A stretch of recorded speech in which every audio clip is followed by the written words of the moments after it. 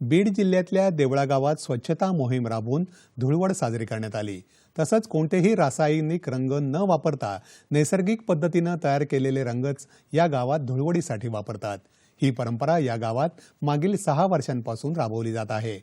रासायनिक रंगांमुळे होणाऱ्या विकारांपासून संरक्षण तसंच स्वच्छता मोहिमेच्या माध्यमातून गावाला रोगराईमुक्त करण्याच्या उद्देशाने अशा पद्धतीने इथं धुळवड साजरी होते। इतर गावांनीही अशा उपक्रमाचा स्वीकार करावा असं मत इथल्या गावकऱ्यांनी मांडलं आहे।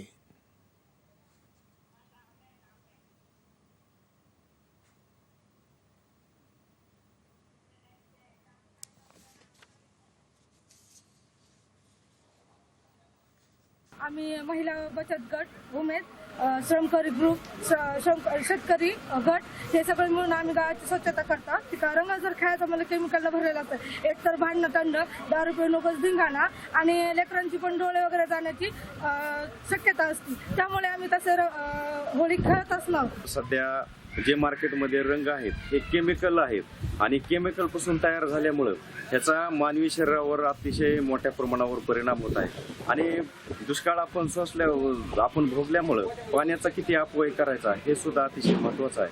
ह्या सगळ्या नैसर्गिक साधन सामुग्री बरोबर आपण भारतीय संस्कृती सुद्धा जपली पाहिजे।